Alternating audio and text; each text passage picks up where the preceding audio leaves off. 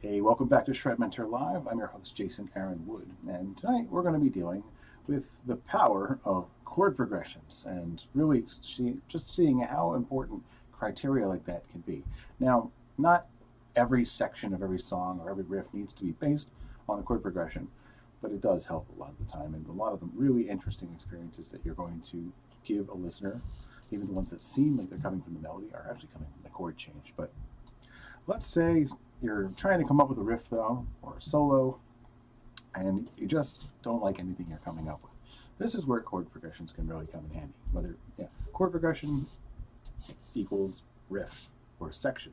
So whether you're going to write a riff during that section, or you're going to write a solo during that section, or a melody line during that section, or just you need the section to exist so you can do whatever you're going to do with it in the song, it's kind of good to know what that's going to be first. Okay, now, one of the best things that I think you can do is to use a chord progression generator.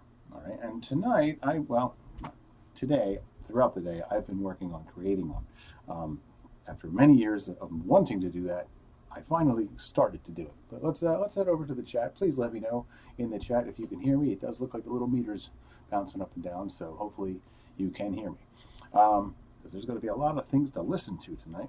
But I also want to show you, well, what's going to be the chord progression generator, because to be fair, it's not really there yet. Okay, but let's head on over actually to guitar practice tools.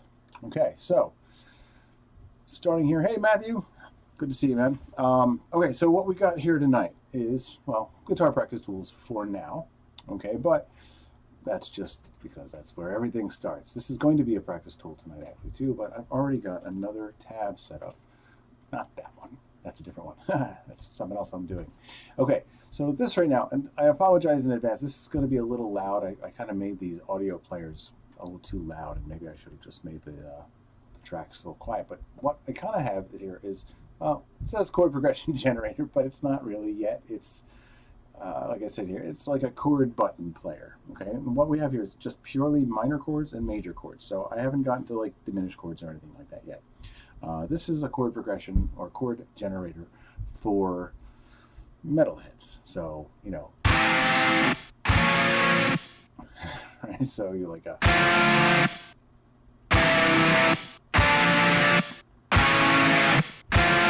right? Big, heavy, in-your-face chords, so you can kind of get an idea of what that's going to sound like without like wimpy sounding MIDI type audio. All right, so we got this nifty little grid. Nifty kind of. It's very chromatic, as you might notice. All your minor chords are on top, all your major chords are on the bottom, and they're color coded so you can quickly see which ones are which. Okay, and I made them a little bigger because I kind of actually have to have this small on the screen anyway to fit it all, you know, next to me on the screen where you could see it. But I also put something right below it, which is going to be very handy too, which is once you have a chord progression you want to deal with, then you can try things out right away with the beats. So this is a fun thing because it's immediate application, and you can start fleshing out your ideas right here on the site, and then go into your DAW and start recording these parts once you feel like you have something. Or you could just take them and not worry about the beats part. But if you wanted to play it, you know, flesh it out on your guitar and just have some fun with it, you can do it right here too. Okay, so I kind of gave you the first chord progression, which is a simple 1-7-6-5. It's mostly just the minor scale, but the last chord actually shifts over to harmonic minor. Okay, so that's a D minor. I'm just going to do, for whatever reason, D minor. Okay, so that's the 1 chord. And it's major, that's C. All right, so that would be like,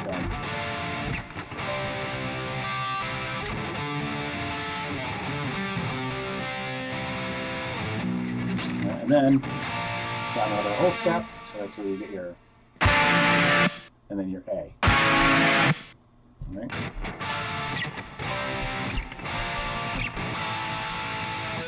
All right. So it's very, it actually has a name. I think it's a Andalusian cadence, something like that. But anyway, yeah, it's a very common thing in like Spanish guitar music too. But it's very epic for metal as well. So.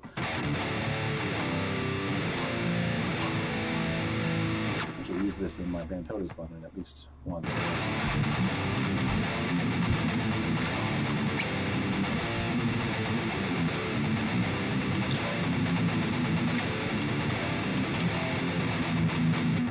right? So yeah, I already had a riff for that. But anyway, let's say that's our progression. It doesn't have to go quite like that. It doesn't even have to really be heavy. There's a lot of riffing styles you could approach for this, but let's do riffing first, all right? And this, throughout this, with each progression, throughout this episode, I'm going to hit on some different approaches to riffing.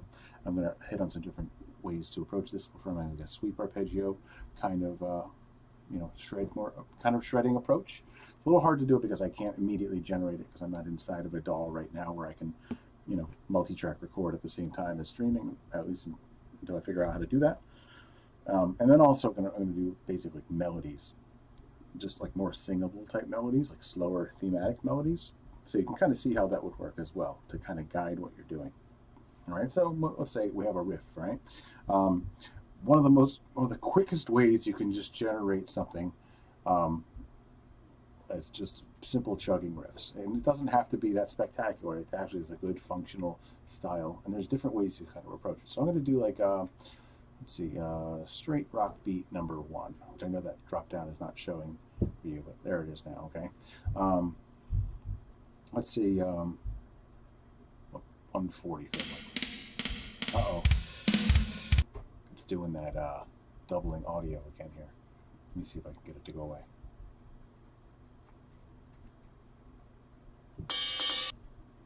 No. Okay, I'm going to have to close my browser real quick, which sucks, but it's doing this to me tonight. Sorry. It's a shame because there's a lot of audio coming from the browser here. All right, so let's see. Let's go back to that. And it's back. Go back to that. And hopefully we don't have this problem over and over again. If so, I'll just skip the damn beats, but whatever. It's not happening outside of OBS, by the way, so you won't have this problem if you are a member and use this site. It's just something happening within OBS, and mainly this browser because of a stupid volume control add-on. So let's see.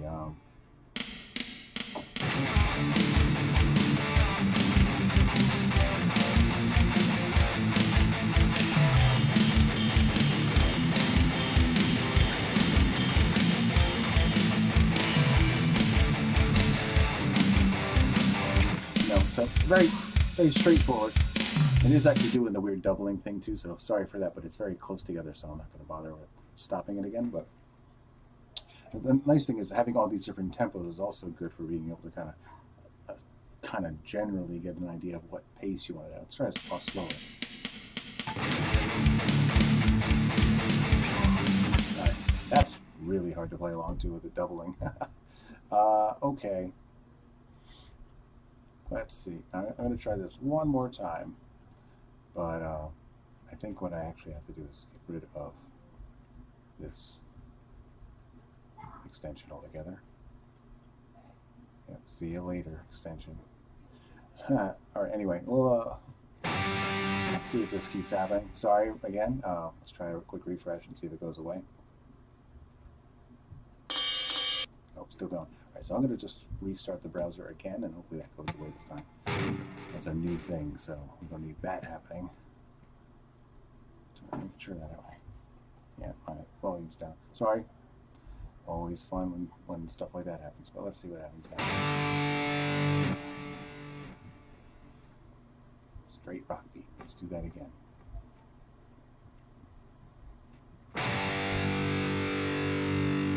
All right. Let's do it again. But anyway.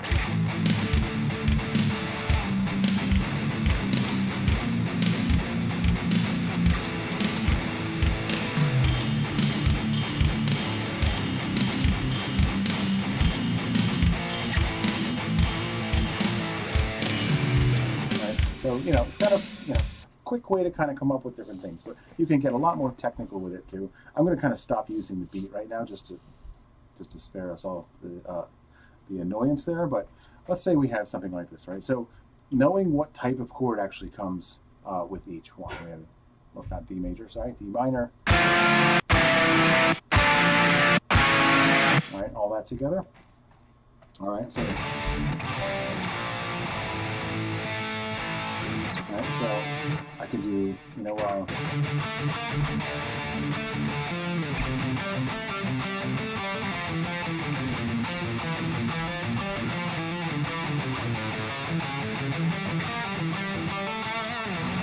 don't ask me to repeat that. I don't know what the hell I'm doing, right? Good thing it's actually recorded on here on the video. So anyway, but like, you know, you could really kind of just go on a bit of an odyssey with it and just, you know, just kind of play off of the scale. It's the D minor scale, right? So I would kind of just stick with like the D minor, the D natural minor scale. Hey, Mike, how's it going, man? Good to see you again. So that's my chord progression. I just kind of, over one period of time, I'll kind of focus on the note D within the D minor scale, then kind of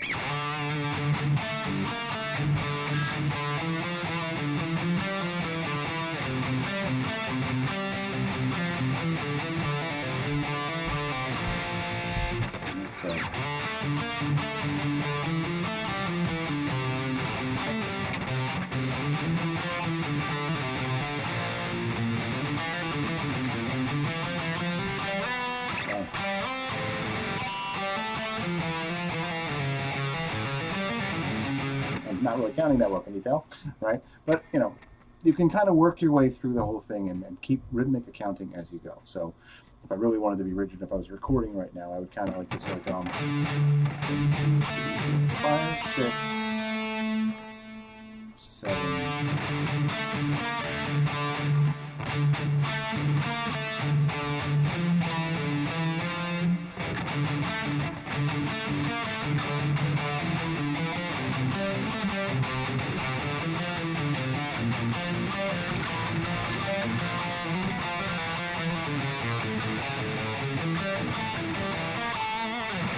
So kind of shifted as soon as I got to that A, I stopped using C, even though that was actually, when I get to that C there, that's a good note to use. But once I get down to here to make say A major, it's a C sharp. Yeah.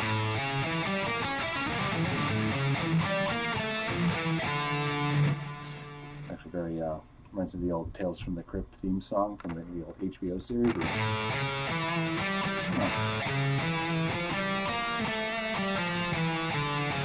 Watch me get a freaking copyright strike for playing that melody.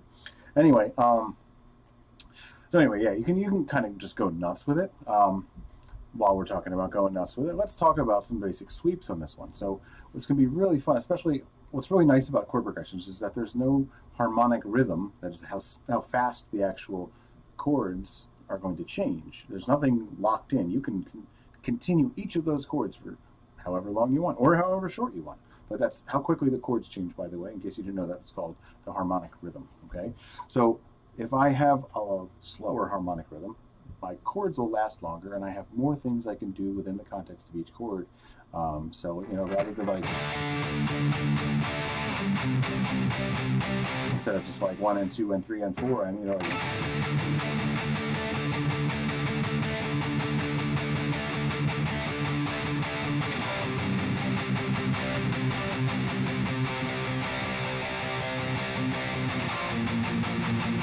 so it's really good for, you know, a solo section kind of thing.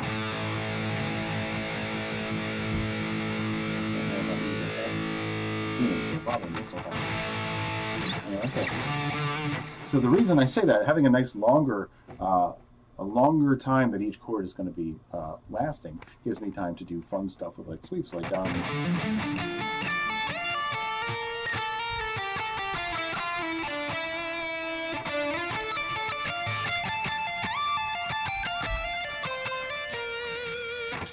you know, so let's say that would be the tone. I probably shouldn't have it on the B flat, but there, you know, 1 and 2 and 3 and 4 and 6.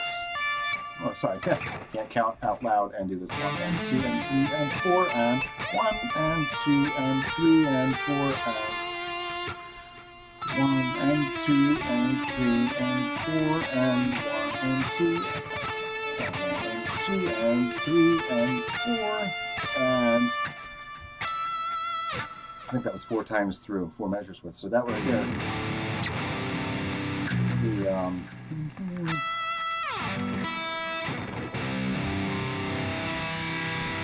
the Excuse me. So that's where I would be hitting the third of that chord, right? So I'll just go on this long ass D minor arpeggio odyssey here.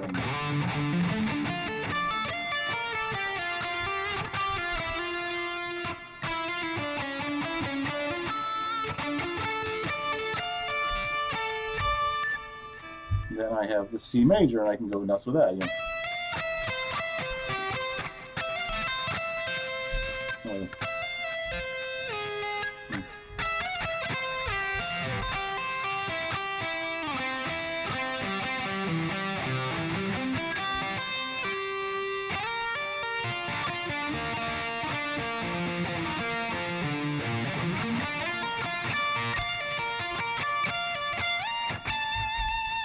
Right, so hopefully you can almost kind of hear the chord progression underlying this, because it's just sweep arpeggios. I'm just playing the arpeggio tones of the chords that they are anyway. So it's actually a really quick way to also come up with really cool sweep arpeggio things. You just have to think of different ways to connect them. And I'm going through different inversions. So I'm actually using a couple of the ShredMentor strategies in this to, which are actually very much built into, by the way, into the Total Artist Development System, which I've been working constantly on this past week, including this new tool here. This is actually part of the third pillar here. In fact, whenever you see this stuff on the screen now, you'll notice like a big piece of this Total Artist Development System here. This is actually a tool I'm putting together essentially for the songwriting and recording pillar, third one. But it's kind of just this whole pipeline. So my mind's right there, but my mind's just always right there. That's why I do this for a living.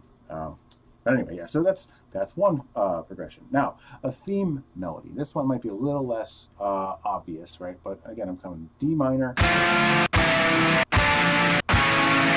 Okay, there's our general progression that we're trying to go through there. We have one minor chord and three major chords. Okay, so I might play like, I'll go up higher, so hopefully this cuts through a little bit. Now I'll go up, since my chords are going down.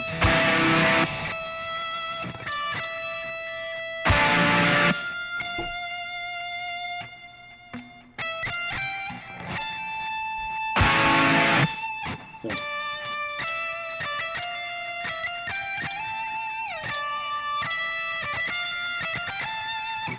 right, so I can kind of come up with melodies that the notes themselves happen right on the chord and are actually in the chord too. And of course, I am just using, I'm using triads as the chords, just pure major and minor chords. I find this is a little bit of an easier way to get the basic sound of it. And if you want to get the other colors, you can always create extensions of these chords, because every seventh, every ninth chord, these all have a triad already in them. Root, third, and fifth are still in there when you go to a seventh. It's just every other note, 1, 3, 5. So if you do it again, you're just adding another note, a third higher, seventh, and then another third higher is 9. Another third higher than that is 11. You start to sound distinctly different, but there's that core root, third, fifth in there each time. Wanted to let you know I never got a notification on Friday for your course. Oh, I'm sorry that you didn't see that. I saw that you added, or you did join the Facebook group for ShredMentor, and I did an @everyone tag. So if you missed that, I'm sorry. I can, if you want, I can email you, or I'll private message you on Facebook, but it'll be after this session, of course. And so just kind of check your messages. I don't know if we're on each other's friends list yet, so you might not see my message. So check your message requests afterward too. That's really cool. It makes it quick to figure out what you want to do. I think it is. I think this is a really handy way, and I've been using chord progression generators for a very long time, and I've kind of always wanted to make my own. So I made this one today, and now clearly it's not entirely a chord progression generator yet. But what's kind of nice here is, and I'm going to keep this tool the way it is, I'm going to add the working chord progression generator above that.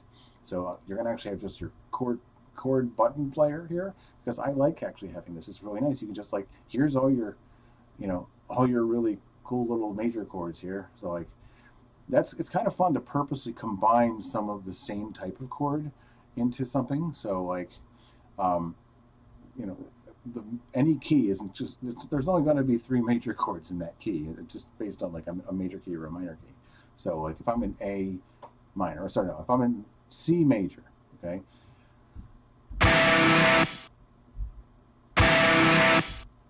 right? So just to kind of get the 1-4-5 flavor here.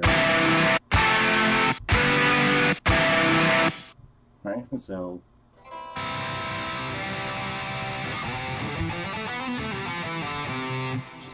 just flush your ears out and get back in there.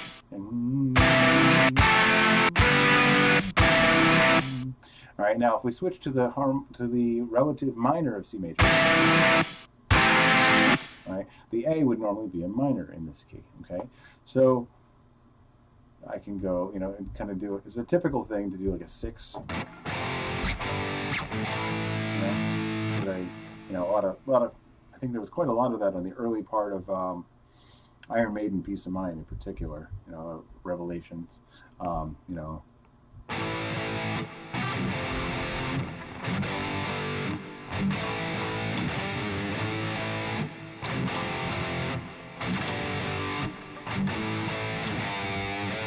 Right? So that kind of thing.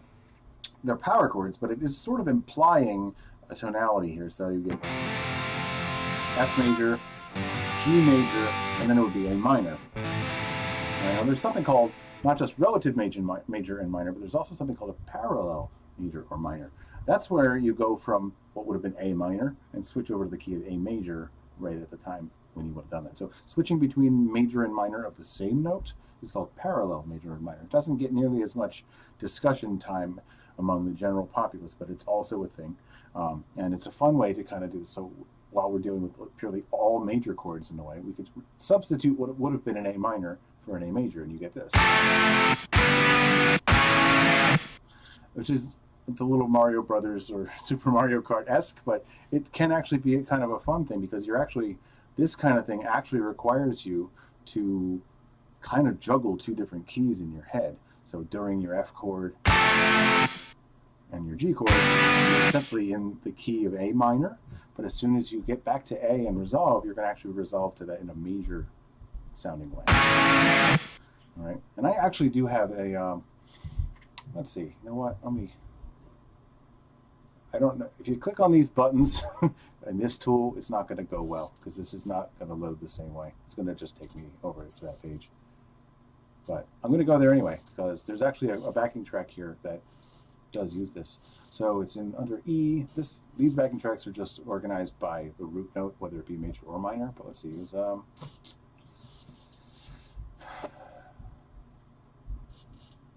clean E minor.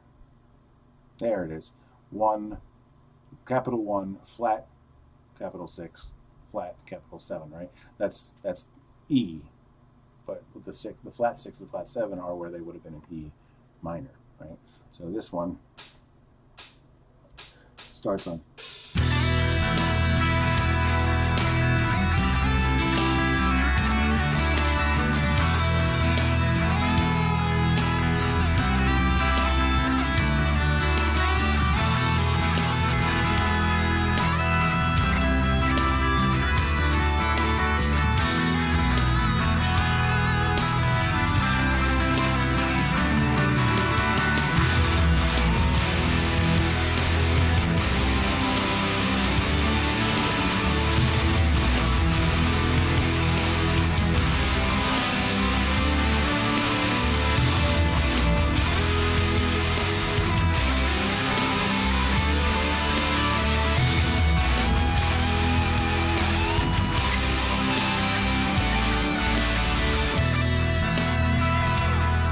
It can be a very fun, kind of pretty sounding thing, in my opinion. So, you know, I hit a couple, see, you might have caught a couple little foul notes for a moment while I'm like, oops, I'm still in minor when it should have been major, or the other way around.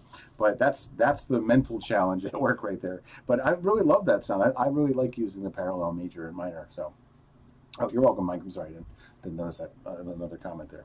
But yeah, so anyway, yeah, I just wanted to take a little detour from our chord progression generator. And that, by the way, the chord progressions in the backing tracks section under chord progressions, it's kind of an appropriate thing to actually have. Maybe I should just leave it there.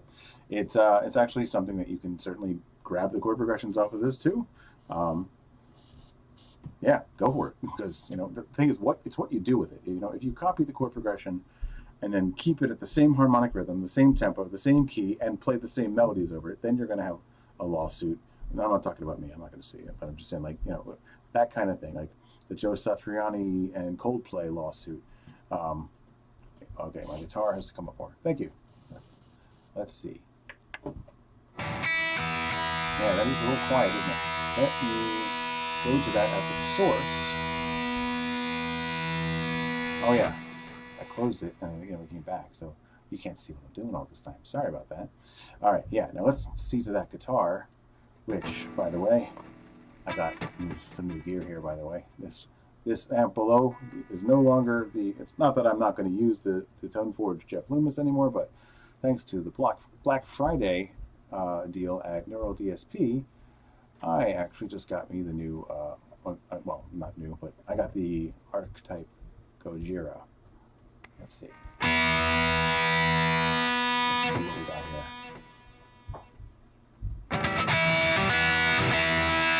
That should be a little better, but you know, I'm going to bring it up a little more.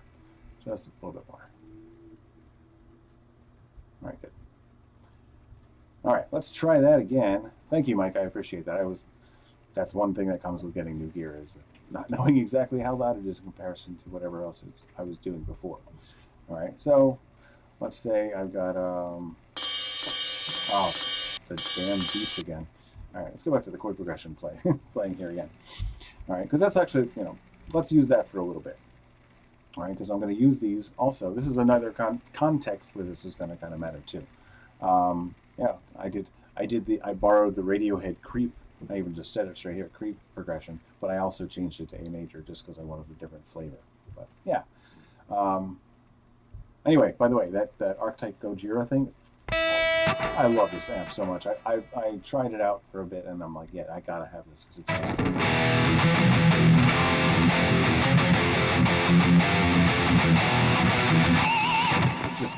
just immediately so heavy sounding and totally what I look for in a guitar sound. So holy crap, and I had to get it half price because I just don't have I can't afford to just be buying amp sims all the time. But this one should get me through a while. All right, yeah, let's use that Creep one. Okay, this one is an interesting one that also uses that harmonic major thing. Well, let's talk about what Creep originally was. Okay, hopefully you don't hate this song, but I always love this one. I know Radiohead themselves hate this song, but anyway, the original song is G major.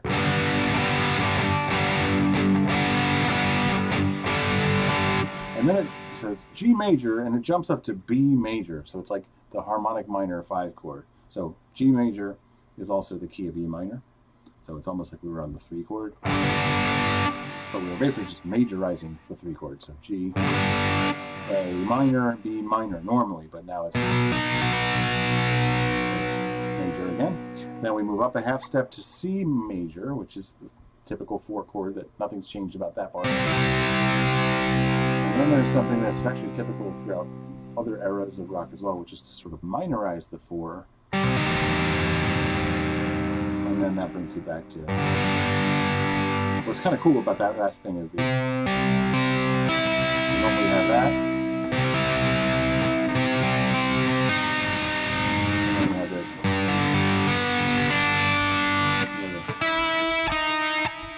It sort of resolves melodically back to the D, which is the 5th of the original chord.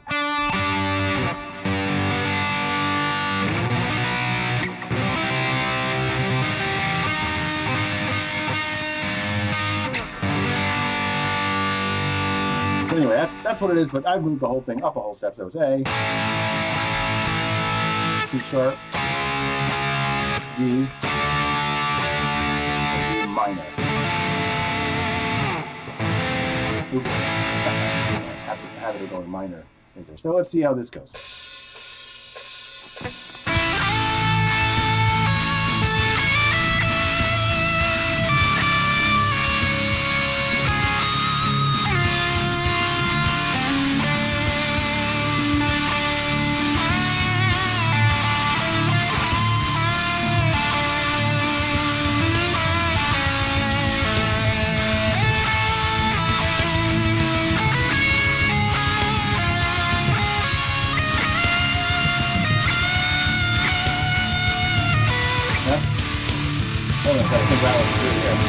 I'm really jumping in here without a net here.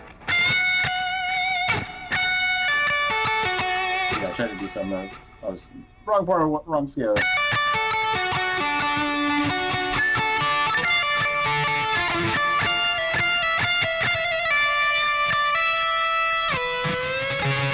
Yeah, there you go.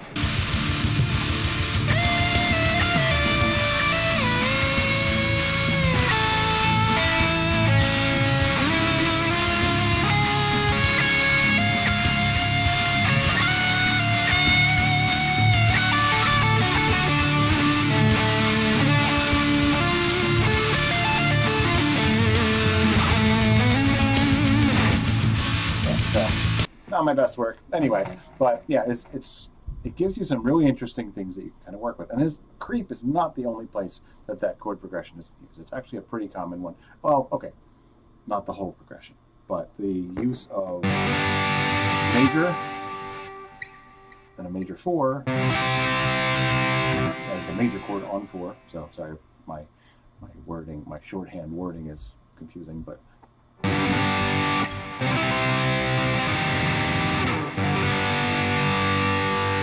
that is a very common thing in lots and lots of stuff. So having this, that right there is unique to creep, although again, not totally unique. I've heard this progression before outside of that realm, outside of guitar-related music at all. It's still, you know, chord progressions, just like basic drum beats, they're all kind of open game. You build something interesting on it, and you can do whatever you want with it. So if you were feeling like, why would I want to use these common chord progressions? Everyone's using them. It's because that's not actually what it's about. The chord progressions are what make people feel something. And it also, by being common, it doesn't mean that you shouldn't use it. It means that it's incredibly easy to make melodies along to it. And it's super, super flexible, and there's so many cool things you can do with it. So the interest is going to come from how you create impact with the way that you land on the right notes at the right time. Like I just kind of failed to do it sometimes. Anyway, you know, the more things that you do to kind of borrow from related scales, or you know, or do different things. Like, so this one used harmonic, the relative minors harmonic minor variation, and then it went back into the original key, and then it used like a harmonic major, I think. There's a name for that minorized 4. I can't remember what. In fact, I kind of remember Rick Beato actually talked about this maybe like a year and a half ago. Check Rick Beato's channel, because I know that he's actually got, we don't do it right now. Rick Beato's got enough people. I just have you fine folks here, and I don't want you leaving. Hey Dan, good to see you, man. Yes, Creep the song, Radiohead Creep. You should put out a metal cover of Creep. It would be awesome. Oh, thanks, Dan. You know what? I like that. Maybe I will one day. That would be fun. Okay, now you got the wheels turned. Yes, thank you. I'll credit you with the idea, because I never would have thought to do that. But yeah, I love that song. I would totally do that. Okay, so you know, let's dig around in here. This is, you know, there's a lot of kind of fun stuff in here. Actually, you know what? No, let's head back to the new tool here. Let me just refresh real quick and see if I can get it to stop being a little biatch. There we go. Cool. All right. So let's have a little bit of fun with kind of crazy chord changes now, because that's, you know, that can be a little bit of fun. But anyway, yeah, gradually working my way over there. But there's a cool thing. In fact, if you might remember this page here from several episodes ago, Killer Chord Changes. There's a lot of stuff that we talked about on this episode, which I forget, late 30-something, episode 40-something, I forget what it was, but anyway, Killer Chord Changes is what it was called. You can kind of do that by having these sort of color-coded between minor chords on the top and major chords on the bottom. You can kind of do some of those weird things. Basically, some of these are clearly going to just be the chord changes that already happen in the key. So like I can go from A major to the 4th. A, B, C, D. A, D. And then E would also be a major chord. All right, so, you know.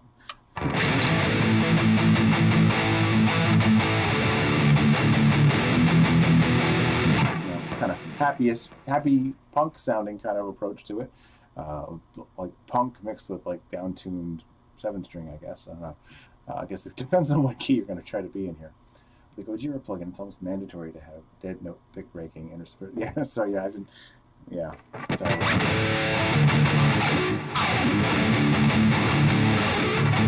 I'm not very good at that technique, to be honest, but it's a cool sound. I haven't really ever practiced it, and I always forget that it exists as soon as I'm done hearing someone else do it. But yeah, this would definitely give you the right sound if you have the technique down for it. Not me, I don't have it, but anyway. Yeah, so yeah, something like that is kind of, you're going to run into 3 chords in any key that are all going to be the same type. That's just sort of how it works. 1, 4, and 5 of every key are going to either be, or going to be what type of chord that key is. So like a minor key is going to have 1, 4, and 5 all be minor chords. And a major key is going to have 1, 4, and 5 all be major chords. So this is just in a grid of 4 across just because it fits. So, there's no special reason why I did this, and it can be a little confusing to find your way around because it's not very fretboard-like. But I guess I could have made it really, really tall and make it 12 across, but it's just, that's not going to fit very well. But anyway. Same thing with minor, right? A, D, E.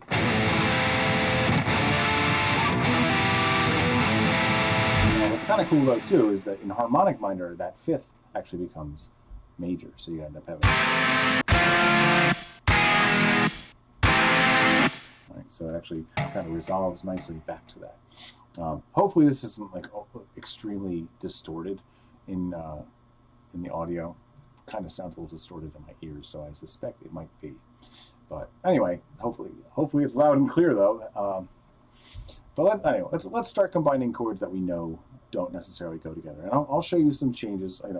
It's also stuff we kind of talked about a little bit in that other the killer chord progressions, or killer chord changes rather, session. But taking basically something, I'll start. So I have a half step down. We'll deal with A and B flat. Okay. So if I deal with a minor here and go down a half step to major.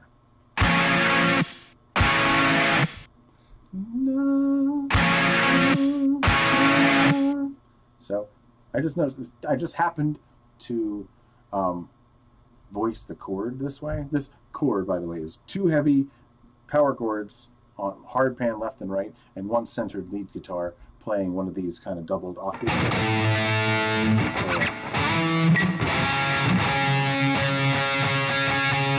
That's the bass. So that's how these metal chords are actually put together as far as that that particular texture. What's kind of cool about that is, though, I just happened to notice it just now as I did that, but C sharp is in both of those.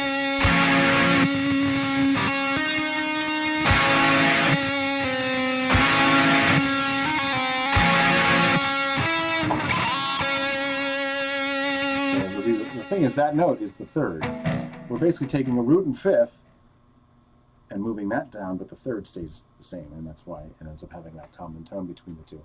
That's a fun thing. I really like to take any chord, any minor chord. It's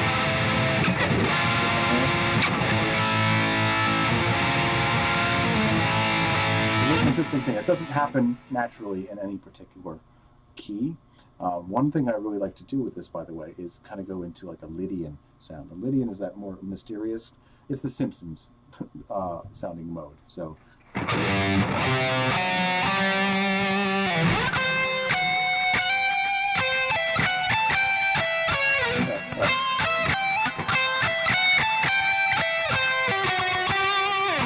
that kind of thing.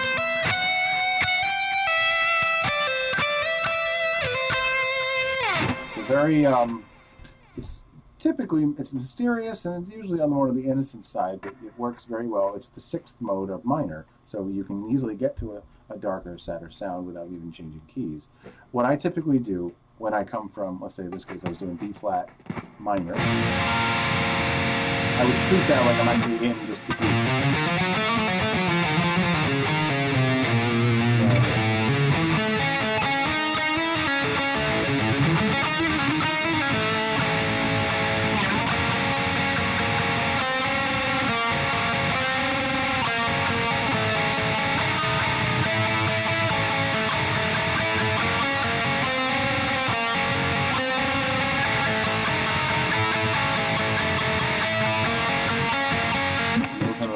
melodic doom type stuff like Slumber and this cool band I kind of just found out about this past week, Fractal Gates.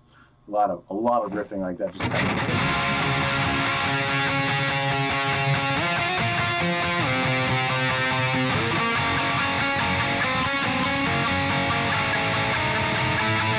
So if I wanted to come out of that though, so I don't want to get you stuck in one chord change over and over again. Hey Vicky, good to see you. I just noticed you on the screen there.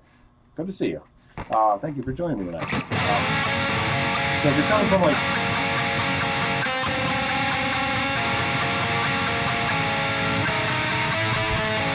right, now treat this like it's the 6, so that whole Iron Maiden right there.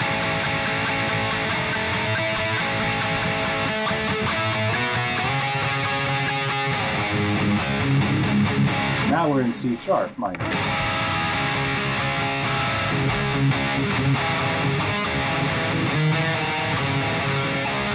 And we can do it again.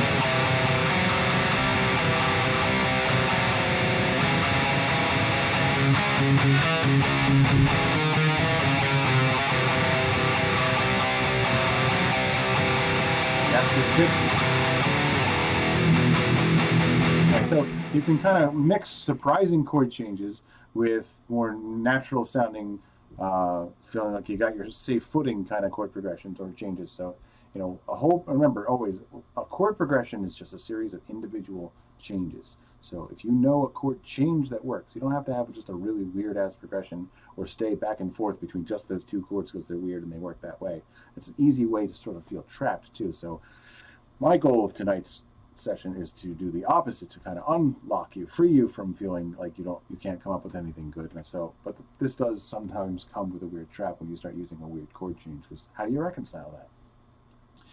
You can always just start playing something else and abruptly just thrust the listener into a new world. As long as the whole band is in that new key at the same time, they'll get over it. I found it actually works really well.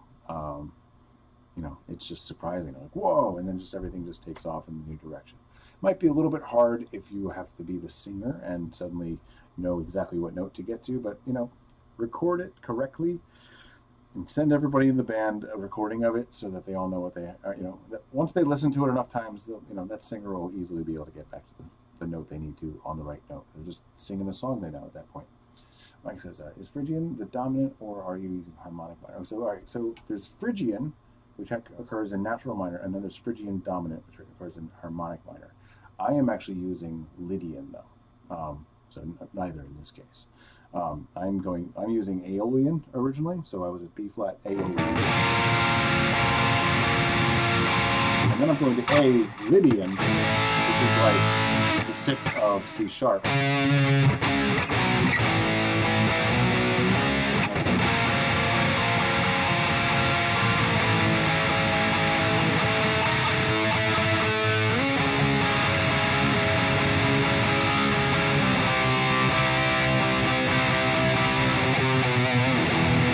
Actually doing Aeolian Lydian, but I'm actually not doing it within the same key. So I'm jumping to the Lydian mode of a different key. The minor key that actually would have been 3/2 steps higher, actually. So yeah, that's hopefully that makes sense.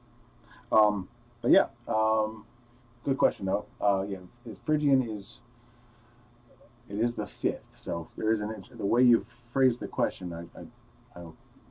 I'll answer another part of that too. Phrygian, the 5th, is referred to as the dominant, typically in a major key, because the dominant is a type of 7th.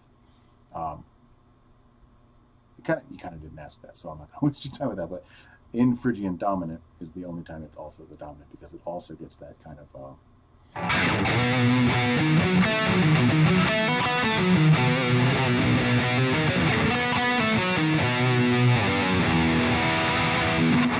So yeah, I was in C though, not in B. Anyway, so that's just one interesting kind of way that you can kind of do that. But let's look at some different ways you can do that. So the riffing approach, as I said, I'll do the riffing approach here.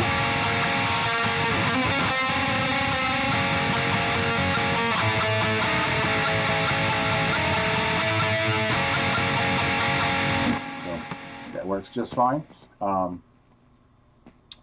But anyway, let's look at some sweeps at this point, because it's always nice to do.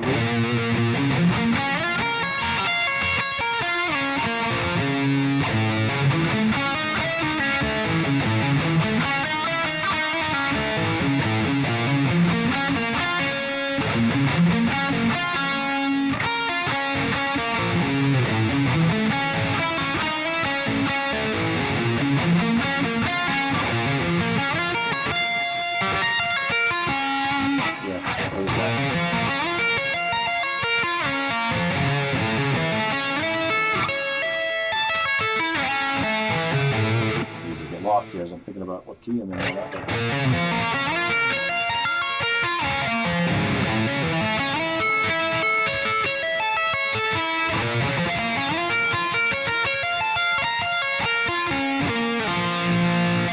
forgot to slide right down.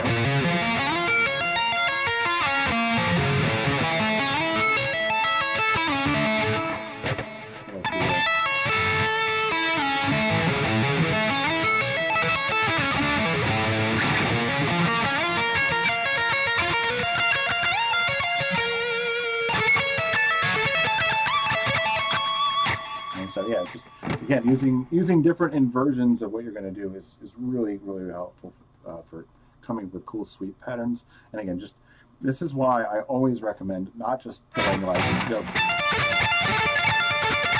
a little bit. If you're still mastering just the ability to do a sweep, then yeah, do that. But turn it into a chord progression as soon as possible.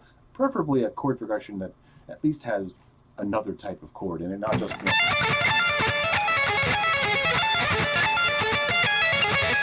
Which is fine and interesting, dark kind of sound and stuff, but it's exactly the same movement one fret away. So like as far as preparing your hand for the widest array of different situations you're going to find yourself in, I would recommend doing something like, you know, follow a chord progression, because then you actually have to play the shapes that are in fact in the key. So there's a 1/6, by the way. I'm giving you a D minor. All right, so that.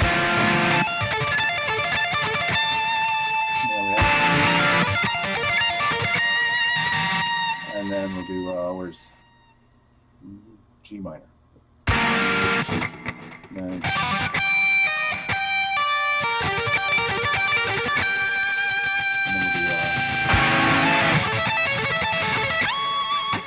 we'll do, anyway, yeah, a lot of fun stuff that you can kind of do there. So that was, what is it? So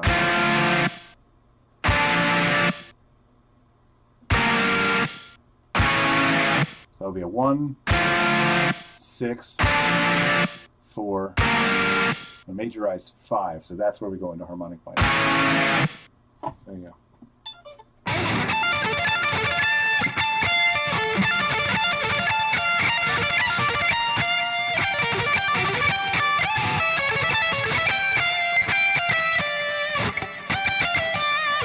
Something like that. This is the kind of thing that I do when I'm about to record too, so that might just be my little my habits of actually writing that way. But that's a really handy, that's actually going to be one of the chord progressions once I actually figure out a way to channel these and organize them into generating actual combinations right now. That was the website knowledge hang up that I got caught up here.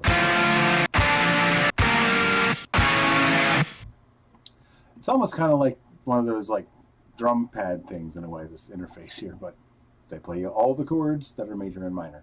Eventually, I'll probably also do diminished chords so that you have that other flavor, and I guess augmented chords would have to come too. I don't think I'm going to go beyond those 4 types of triads, because sus2 and sus4, they're just variations of what you already have here. You can grab your guitar and kind of get an idea what that other flavor is, but this can kind of give you, they almost kind of imply the other sound, either the minor or the major. So of course there are some exceptions, like if you're doing like even though that's like a D sus4 mixed with a D. So it's basically just 2 D chords. It's its own thing, but this is the kind of thing that's the kind of creativity I'm kind of trying to leave the door open for you to come up with yourself, and not fill the website with 100 different 1 second long MP3s of every possible chord type. WTF not says sorry for the late comment, but where is the chord progression generator page? I just built it today, and a lot's going to change on it, but it's shredmentoronline.com/cpg. I don't think I did anything to like protect it just yet, but I will say that it's not. This is going to be part of the actual guitar practice tools, so it's not something that I don't know if I'm going to let it be public. So I don't know. I thought about doing it. I might, but hey, enjoy it right now. go over. Yeah. So CPG is chord progression generator. So ShredMentorOnline.com/CPG. At least, for tonight. I'll leave it open. I thought it would be nice to have one that actually plays metal sounding stuff. Let's see.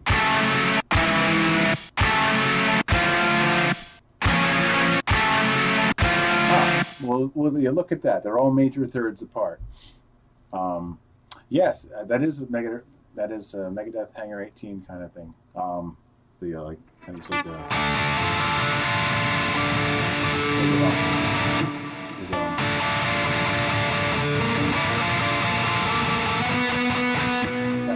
something, if I'm remembering correctly, something along those lines. I haven't played it in a long time, and I'm probably playing it in the wrong place, to be honest, too. But just noticed that this whole like kind of this very black metal thing that I like to do is just very sinister chords. You start from anywhere, like a minor chord, and go down a major third to another minor chord. Do it again. You're sort of following the notes that would have made up an augmented triad. So it's just every 4 frets. So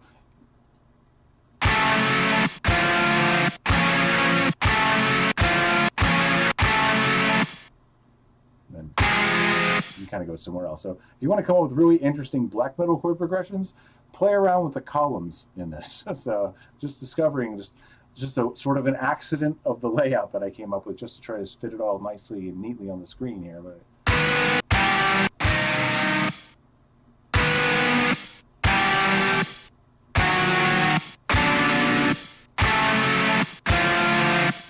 so let's see.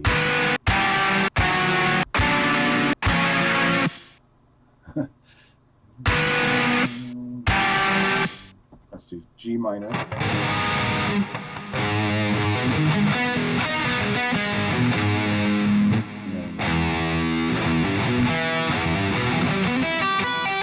So I'll try to make these all into 16-note melodies.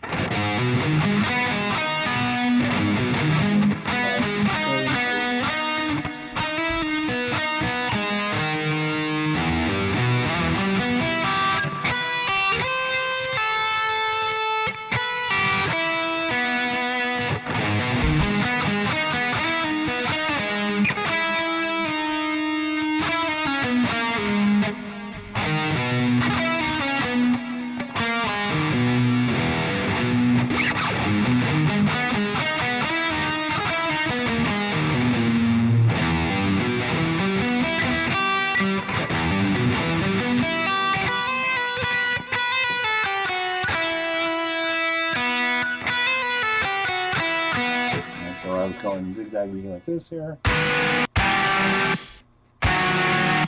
So the half step down from there. So it's going to just sort of repeat that same interval pattern, it seems like. So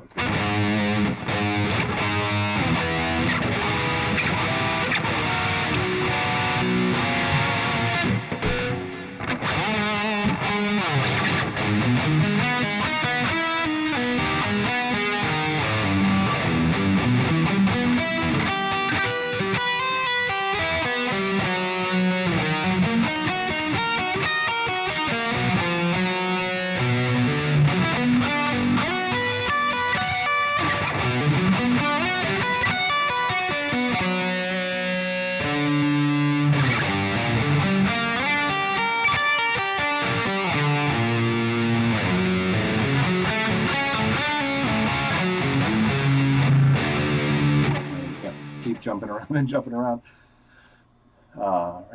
Randy Rose was good at using those darker chords. Yes, he was. Yeah, I remember it.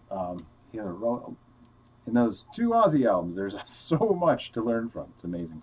And I don't really know a lot of this stuff. I know he had plenty of other things he did before Ozzy, but I didn't really listen to any of it.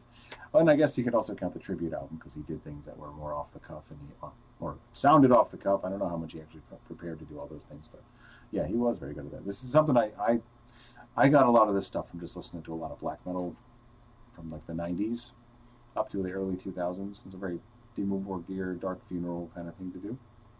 Arcturus. But I kind of like to use them in various other types of things. It's a very kind of melodic death metal type thing to do too, and I really like the atmosphere of that kind of thing.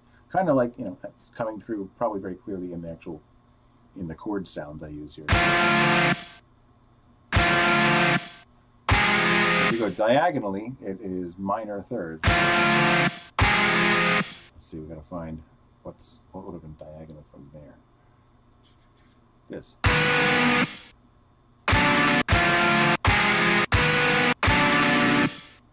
So that's just all minor.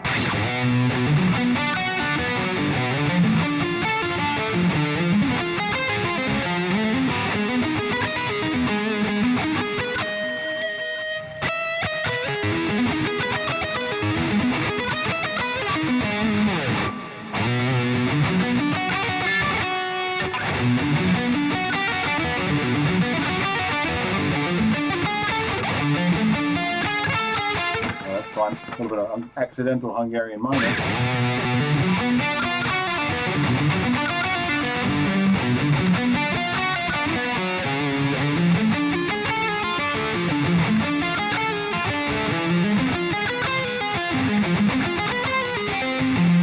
One thing I'm kind of doing on the way back there, by the way, to help, what I try to do, I kind of try to avoid repeat notes with things like this. It's not that it's wrong, it's just I want it to be a little bit more melodically interesting. So what I found here is 1, 3, 5, 1, 3, raise 4, 5.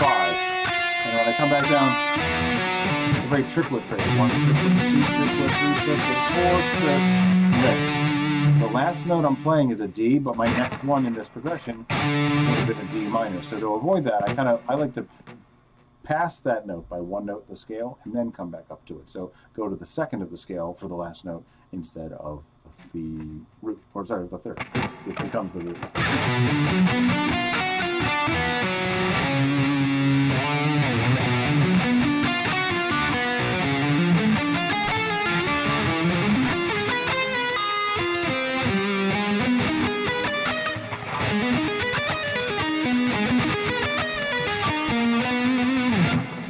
And I would only need to do it if my next root note is actually going to be that one.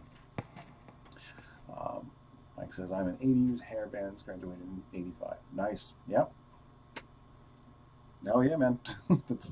That was the golden age of guitar for sure. And I'm glad it made a comeback because I was a little bit worried throughout the 90s because right when I started playing, guitar was, I don't know, not like guitar really took a dive, but like the kind of guitar playing I wanted to do when I started playing guitar was taking a serious dive.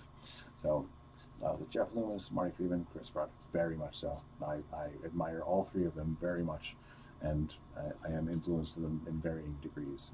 Marty Friedman was a very early influence of mine too. So I don't know if you ever saw his exotic metal guitar video, which was from his Cacophony days, but that was my first guitar video ever, and that was, you know.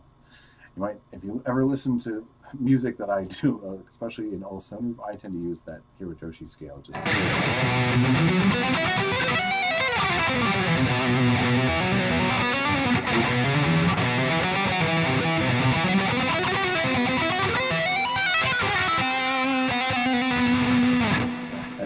Just I committed that to memory early on and just got used to. It's a really good way to get through your octaves and stuff too. It's just a little awkward because it's like 2 notes, then 3, then 2, then 3, then 2, then 3. So every 5 notes you're reversing the pitch.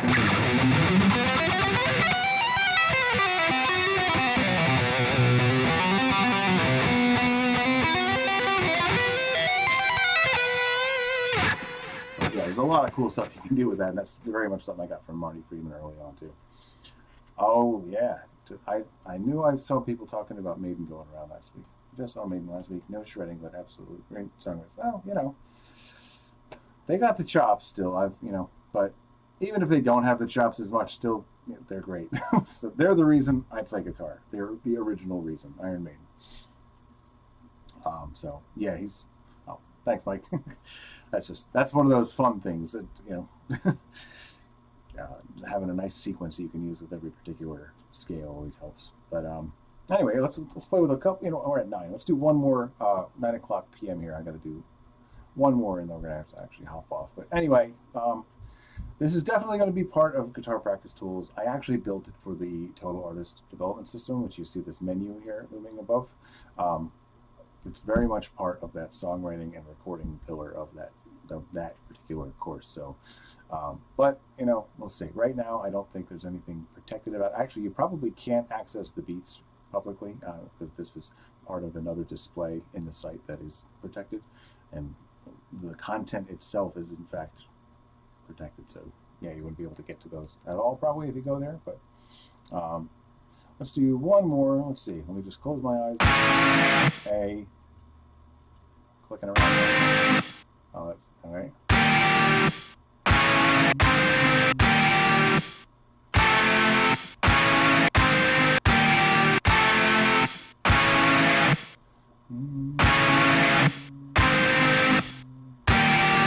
I don't think I like that one.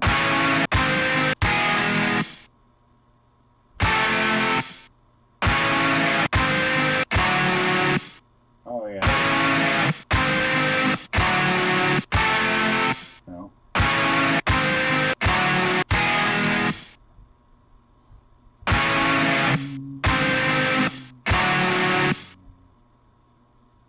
Oh yeah, that whenever you do a tritone with major chords, it's a really kick-ass, interesting sound.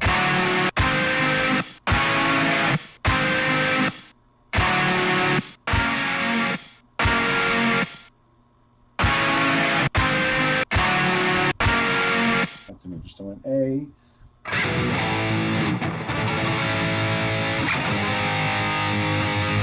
Tritone.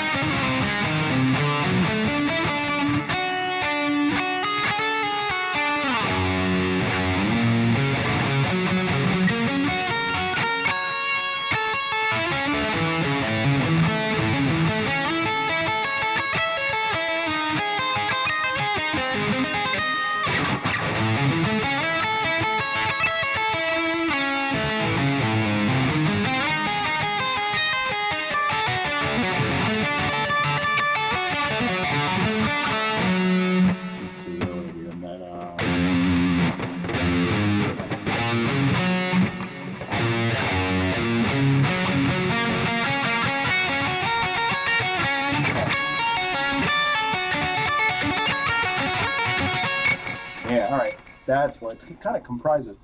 I knew that was the sound I originally had in my head while I was messing around trying to find that, but this is kind of a guitarless version of it. It doesn't really depend on your ability to play too much, but.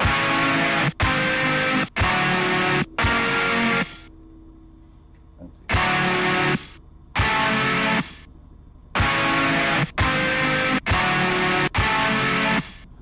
Yeah, that's a little bit more within the key, I guess, for a minute.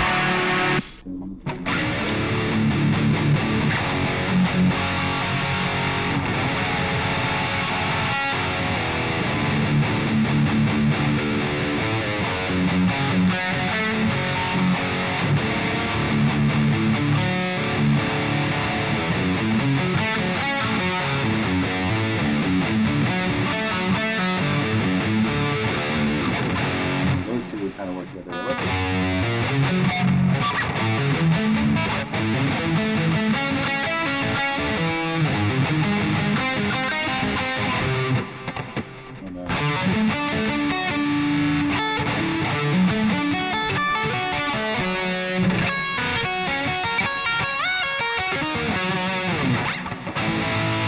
Yeah, I kind of like that one. I think I might use that somewhere.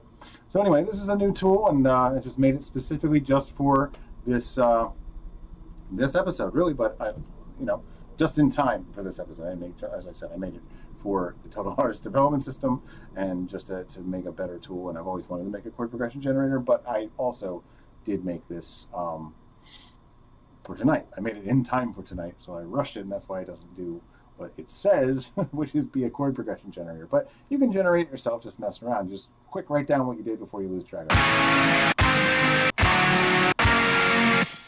There you go. I do the exact same riff as you're playing sweeping. Good, nice.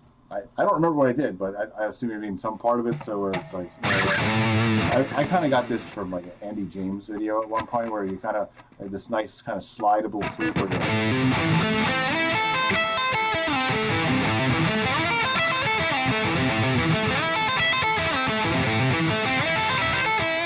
And so I kind of figured out the major version of it. He only kind of gave away the minor version in the video I saw. See that? The old fingering for the minor one still throws me off from time to time.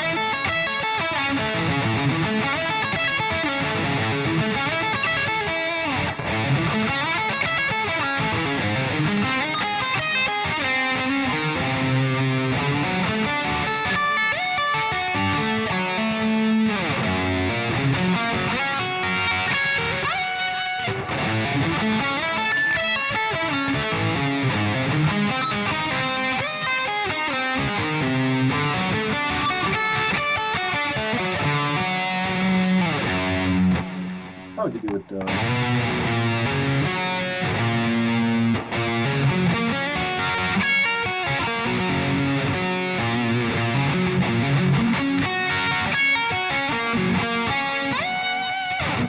So yeah, it's a kind of a fun combination. I don't think I would have thought of that if I didn't have this tool. So hey, who knows, man? I do use pretty common patterns.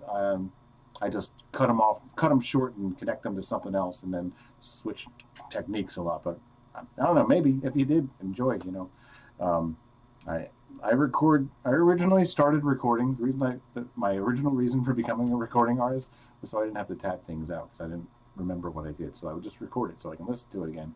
And I relied on my ears very early on, because I was frankly just too lazy to tab things out. And I learned a lot about recording in the process, because I still don't want to tab things out. As my student, those of you who are enrolled right now, you'll notice you a significant lack of tab throughout the years. So that's on purpose. Tab is very, I don't know. I not only don't want to do it, that's not the reason it's on purpose, just so you know. I just find that it's very limiting.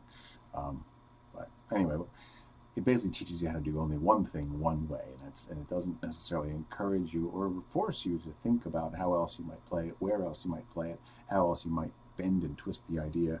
If it happens to you to occur to you naturally to do that, then that's fantastic, because it should. But it doesn't, and there's nothing in Tablature to sort of, make you do that. So, will you? Most people will avoid unnecessary work. So, it's not unnecessary work; it's necessary work. That is the work. Anyway, that'll just leave you with that random tangent of a rant there. But anyway, this is kind of fun. I hope you enjoyed this thing. This is all going to be part of Guitar Practice Tools. I just need to add it to the menu. So, when you get over here, it'll just be down here right before my class and lesson recordings, and just one more thing in there. And it'll also be referenced from inside of the Total Artist Development System over here in Songwriting and Recording somewhere. I'm getting extra stuff added to this menu here.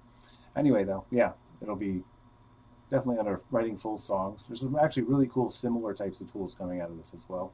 But yeah, anyway, that's it for tonight. I'm going to get going, but thank you all for joining me. I appreciate that, and I hope you got a lot out of this, or something out of it. A little more free form, I admit, and unfortunately the audio issues made it a little harder to do some of what I was going to do, so figured what the hell, I'll just play kind of whatever and see how it comes out. But hey, thank you. I'm glad you liked it, man. All right, so I will see you all next week, and thank you once again for tuning in, and rock on until next time. Take care.